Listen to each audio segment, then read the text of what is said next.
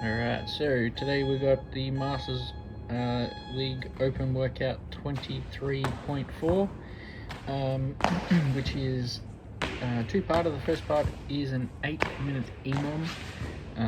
So within that minute you complete 6 burpees over the bar into 2 squat cleans. For my division it is 65 kilo, and then in the remaining time of that minute it is max double unders. So my strategy for this one, which is probably a little bit different to others, is to not go absolutely balls out on the burpees, and then to stay consistent. Plan A was to keep the squat cleans to touch and go, so 2 reps in about 30 seconds, and then have 25 seconds to do the double unders. And the reason I had 25 seconds is because I wanted to stop with about 5 to 3 seconds, just to get back to the bar to take one big breath before I went into the burpees again. Sorry. Now, depending on what you are like with double unders, is how this workout was going to be. So I'm fairly comfortable with double unders in all scenarios, especially around sort of that 30 seconds. I know I can sort of hang on to them. I did manage only trip up once or twice across the 8 rounds, I believe. So I did on the very first round, I think on the very first rep, so that was good. But I was fairly consistent with making sure that I was able to get back to the bar each round. Again, my pace on the burpee was a very deliberate pace. I wasn't trying to go all out. I was taking a breath at the bottom, and the reason for that is purely I knew that if I went too hot out on the first couple of rounds, that I was going to really struggle with the later rounds. So on this third round here, third round, I did end up going into the 2 singles. I just felt one, that I was going to redline a lot faster if I was to hang on, so I chose to go to the singles, but also a little bit of a mental lapse in that I probably could have hung on to it looking back, but I just didn't want to put myself into that situation where I was redlining and had to really throttle back, and either wouldn't have got through the burpees into the squat cleans, and definitely wouldn't have got double unders. So my strategy was very much based on me and where I'm currently at the moment, and that strategy was to make sure that I was able to get double unders in every single round. The squat cleans were feeling okay, just okay. They weren't feeling amazing and they weren't feeling horrible. Just quite relaxed on the double unders, really focusing on breathing and keeping the shoulders relaxed, so I wasn't carrying any fatigue from the double unders into the burpees. Again, just trying to stay consistent across the board. And yeah, on the later rounds, probably see, maybe just one over the next one. I'll start taking a little bit extra step on a few of those burpees, so I try to stay as efficient as possible, no wasted movement.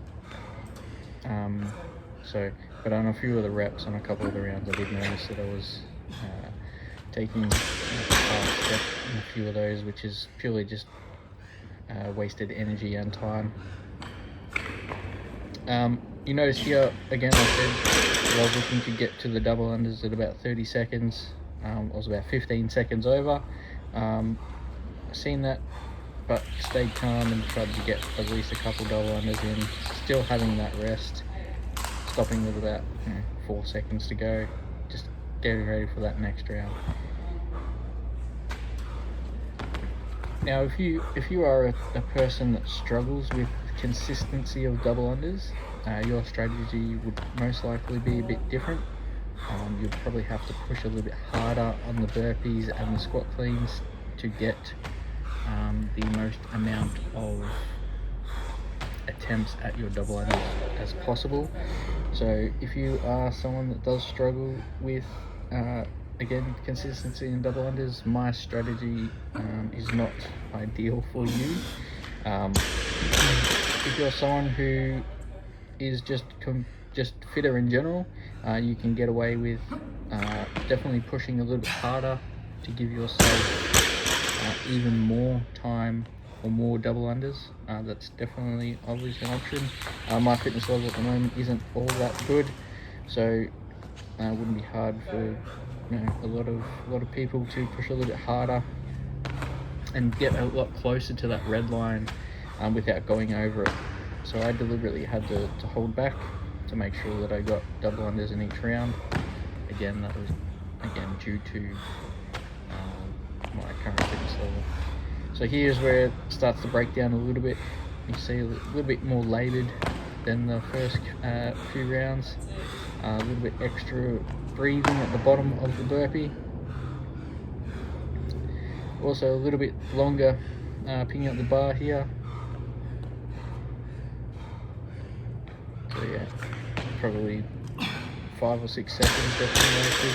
I was pretty good with picking it up again. My self-talk in this workout is something that I was pretty happy with. Just picking up the bar. Managed to get 1 rep in, was happy with that. Moved on into the next one. So that was obviously, well, not obviously, but the lowest amount of double unders that I got across all 8 rounds. The highest, I believe, was 30 something, 36 or 32. I can't actually remember. I've got it written down somewhere, but I don't have that with me at this point in time. But the last few rounds were quite low. That second last round was 1 double under. I believe this one is 6. So not too many more, but still happy to get double unders in each round. So here, not ideal. Bit of a breather. Standing up. So moving quite well. Considering also I haven't been doing a lot of Olympic lifting. So quite content. Now with my strategy with the two rep max squat clean, again similar to the I think it was the first workout or second workout where we had the hang snatch. I'm only doing 1 lift, a lift that is that I'm confident with, but is still somewhat challenging. Especially after doing a Metcon. So here in the recovery position, just trying to recover. So my plan was to do 1 lift. I was going to lift at, I think, the 12-minute mark. It is 85 kilo. So again, I haven't been doing hardly any Olympic lifting. So yeah, that was the weight that I built up to. Again, I'm not sure if I said this before, but I've got a little bit of a knee issue at the moment. So something that I'm managing as well. And after being injured most of last year, it's not ideal to have this injury this early on. But again, I've given myself this whole year to really get back into much better competitive shape after all the lockdowns and injuries and everything that I've sustained over the last 3 years.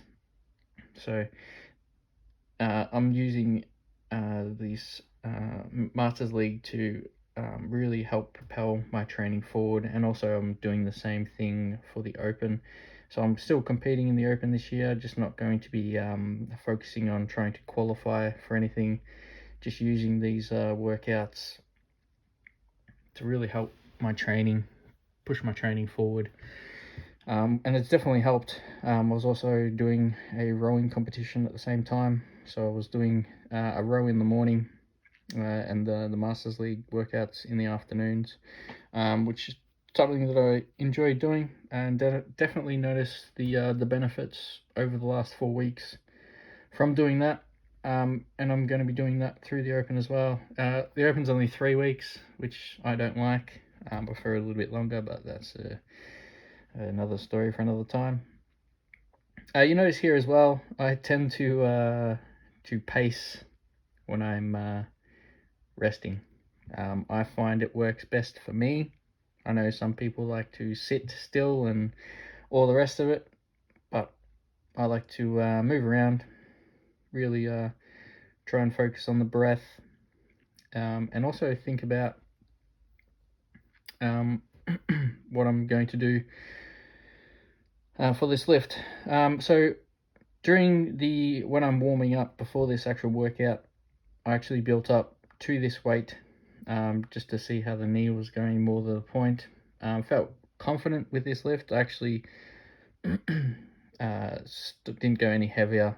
I definitely could have, but I wasn't sure how my knee was going to feel after the workout, going into this heavier squat clean that I've done, simply because I haven't been doing any Olympic lifting basically, which is something that I'm definitely going to rectify after the Open. At the moment, just doing a lot of metcons and conditioning. Haven't been able to do any squatting, unfortunately, which is definitely something I do quite a lot of, because I find it very important. Have been working quite hard on my posterior chain, so deadlifts and things like that, but due to the competition, the Master League comp, I haven't been able to push as hard here. Anyway, we'll have a look at this attempt. So it's 85 kilo for 2 reps.